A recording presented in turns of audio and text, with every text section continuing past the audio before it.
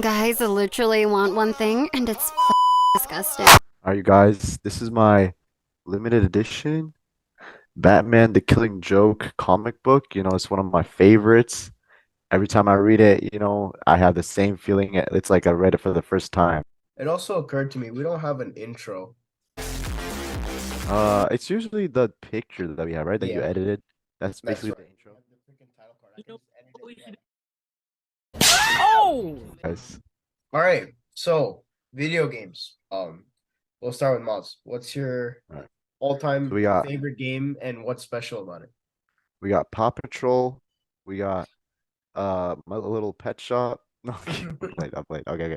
For real though, for real though. Okay, my all-time favorite video game, it has to be Halo for sure. That's my favorite. I've been playing it ever since I was a kid, and it's been one of my favorite games ever since, and I'm a diehard fan of it. Oh my God. And the reason why, so like going into it, what Halo is, it's about the main character is Master Chief. You play as him in the story, and in a nutshell, basically, you try to save the universe from the aliens that are attacking.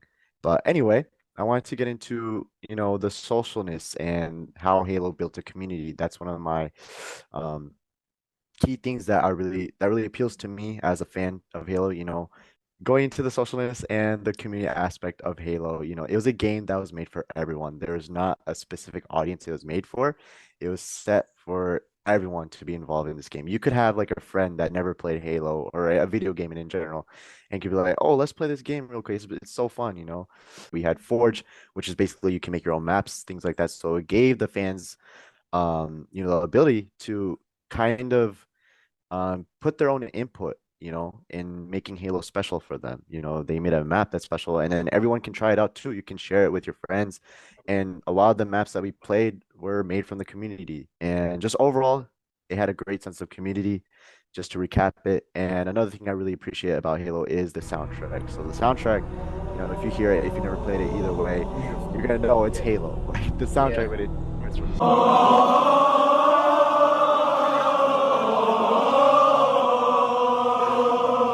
sorry, like you're gonna know it's Halo. You said you like Halo, like the overall general series, but you didn't give us like which one.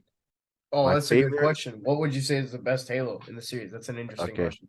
personally, my favorite Halo has to be Halo 2, and my Yep. second one is Halo Reach. That was the main game I grew up playing. So yeah, Hmm.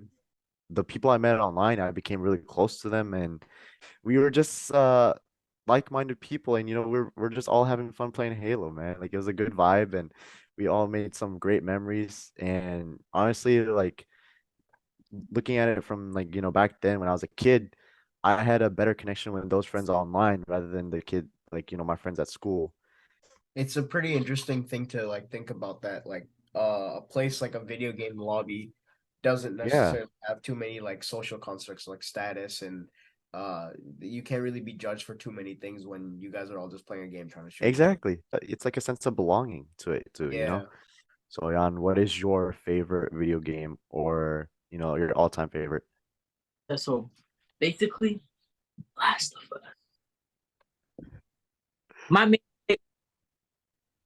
Go ahead, bro. Go ahead. Go Go ahead. ahead, go continue. I'm trying to speak, bro. Just calm down that smile. You feel me? Okay, well, it's well. Get that smile for Monday, okay? All right, all right, all right, all right. All right. No laughing. All right. So don't be too serious, too. You weird ass monkey, bro. Calm down. Like in Last of Us, right? You play as Joel and Ellie, two characters, right? And how it shows humanity is basically like there's no good side or bad side. Like you're just like in Last of Us, you're just you and you're surviving. Everyone's surviving. To us, since we're playing as Joel and we fight others, we just think of them as bad guys. But in reality, it's just people trying to survive. Right. And like we showed it back in 2020. Did you like George Floyd, the whole protest, everyone that was fighting, like a lot of people thought like the stuff that happened, where was it, Minnesota, right? Hmm. Yeah. So like the attacks, the like stores getting burnt and stuff like that, bro. What are you doing, you It's monkey boy? Maz's face, bro. It's Maz's face. I can't. He's trying. Anyway, so the fires at like the buildings in Minnesota and stuff, right? To a lot of people, what they thought, like the people that were doing it, like like just trashing the place, they thought they were like bad, but the people that were doing it were fighting for their rights. They were like, it's like bad, like I think it's bad, but to them they think it's good because they're trying to show, like they're trying to fight, like and all the stuff happened, right? They didn't know how to think it. Oh, you monkey! I'm not smiling. I'm not smiling. Come on, bro. I'm sorry, bro. I'm sorry. The only reason I'm laughing is because the way he's explaining it, bro. I was explaining They were perfectly. They weren't bad. They were just trying to fight. What does that mean? I know it sounds kind of off-putting to compare Last of Us to the George Floyd riots, but it's actually a really solid point if you think about it, because in Last of Us, the whole point is there are no good guys and bad guys. Everybody's just fiending for themselves, right? You could think somebody's a bad guy because of their actions, and to you it may harm you. And in the game, you'll be like, "Oh, screw this guy because he's hurting me, so he must be a bad guy." But in reality, you have no idea what that guy's been through. And from his perspective, if the game was told from his perspective, you'd probably think he was the good guy. So everyone's just in it for themselves, which is kind of a good example and a good analogy. I don't know what the word, a metaphor for like humanity in general. And George Floyd riots are a good example, because when you look at the people rioting, and that one story about everybody like burning down a Walmart for whatever reason, or like a Target, whatever it was, to the general public, most people would look at those people and be like, "Oh, those are the bad guys. Those guys are terrible. Those guys are crazy." But if you were to put yourself in their position, and you've been facing things like police brutality for years and discrimination and things like that, I'd probably burn down a hell of a lot more than just a Target, Kind of relating to Joker's Dark Knight quote, they'll start to eat each other, like in a way, like everyone's out for themselves. Yeah. These civilized people, they'll eat each other. You may think they're civilized, but when it comes down to it, they're gonna go at each other. Fez will come over to you, bro. So what do you think? What is your all-time favorite game? I would say my favorite game, it's a series of games, but the Arkham series for sure, 100%. Especially being a huge Batman fanatic, Arkham was just like the peak gaming experience for me. The biggest significance about Arkham was how immersive the games were, because growing up you'd idolize this character. For me personally, and a lot of other kids idolize Batman growing up, right?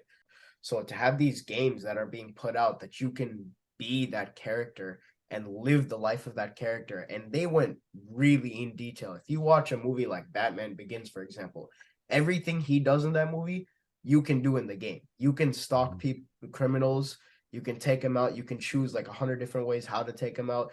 There's famous comic book villains that are just playing their different roles in Gotham City, and you can plot how you want to take, how you want to go about it, taking all of them down one by one, and just being like, you really feel like Gotham is just your playground and you're the Dark Knight and you can do whatever you want. And it was a form of escapism for me and a lot of other people, I'm sure too, just coming back from school when, nothing else seems to be going right. You can go on this game and just for the next 30 to 45 minutes, you're like, screw everything else that's not going right. For the next 30 minutes, I'm Batman. And if anyone crosses me, they're getting decked in the face with like a 20-hit combo or whatever, a battering, whatever you had in the arsenal, right? Nice. So yeah, for me, it was just overall the immersiveness and the form of like escapism that it brought into my life, and I'm sure so many other people. Nice. That's awesome, bro. He looks What's like, the have question? you seen Attack on Titan? He looks like, when the thing is like looking through the house, like the crack in the house, that's what he looks like. I haven't seen Attack on Titan, but I would know what you're talking about though. Yeah, I definitely want to watch Attack on Titan 2 soon though, bro. It's definitely a great anime. For sure. I just watched, Fez. I just watched the latest episode. Whoa. We got.